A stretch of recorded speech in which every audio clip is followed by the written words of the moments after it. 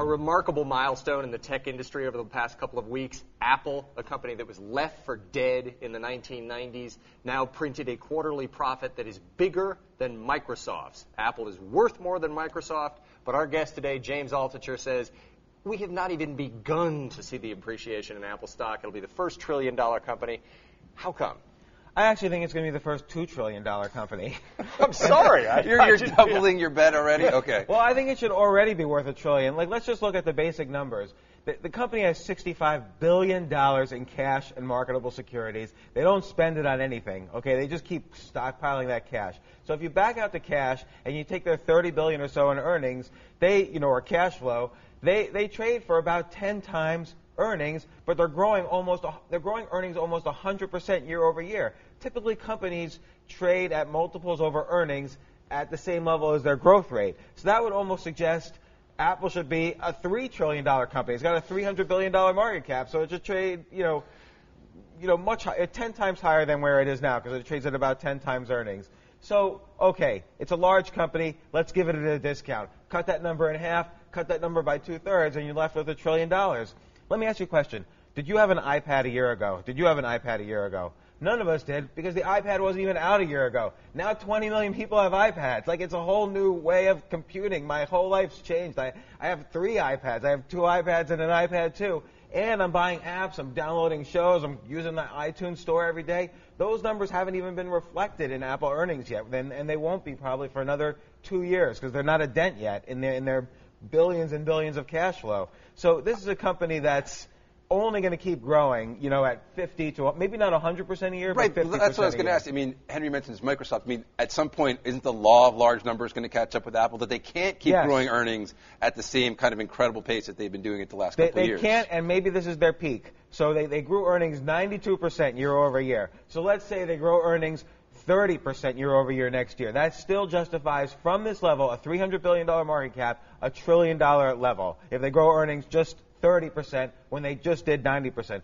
Now, they did this 90%, but let's not forget, they didn't do as much as they could have. They only sold 4.7 million of the iPad 2s because demand was so high they couldn't make enough of them. So push back for the rest of this year, they're going to keep on having demand for that iPad 2. And then when they really make a significant change with this iPad 3, then demand's going to increase again. The iPhone 5 is going to come out.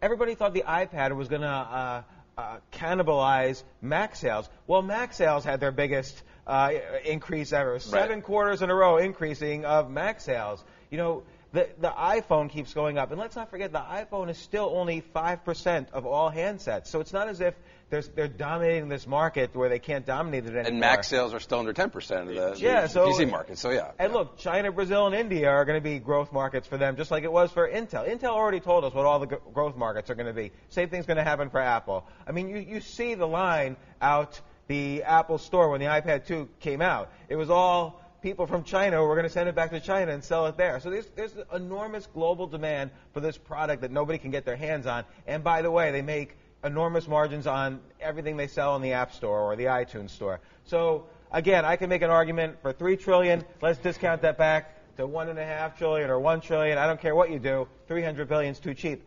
Why is it too cheap? Everyone's afraid Steve Jobs is going to die. Yeah. So talk about that. So okay, he's at some point. Or just say like I can't. Well, he's on leave now. He can't continue on the job for whatever reason. Look, the biggest issue Apple has is not their innovation. They've got many innovators in the company. The biggest problem they have is their inventory and supply chain problems. So who's great at that? Tim Cook, who's basically the acting CEO, COO, has solved all of these issues along the way. He's going to be the CEO if anything happens to Steve Jobs. He's doing a great job. That's going to continue. That'll continue for the next 20 or 30 years. So, okay, there's certainly a discount there right now.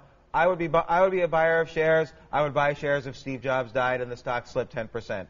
So 20 to 30 years is a long time. Apple disintegrated quite rapidly the last time in the 1980s when it had this huge lead. Everybody loved it. It was going to take over the world.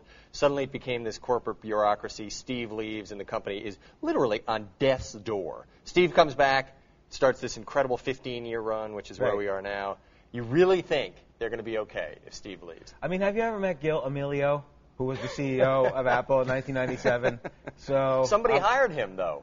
John Scully, who hired him. Like, have you ever met that guy?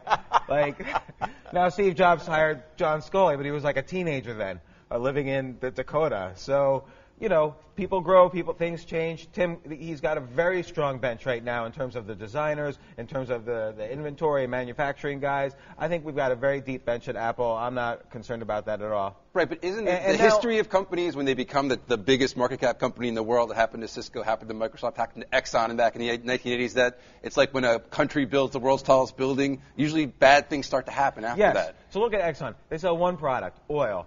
Cisco had one product, routers. Apple, what company is Apple? They sell Macs, phones, iPads, tablets, songs, books, games, movies. What don't they sell? I'm gonna get food out of my iPad soon. Like they're gonna just keep on going. All right, James. Thanks very much.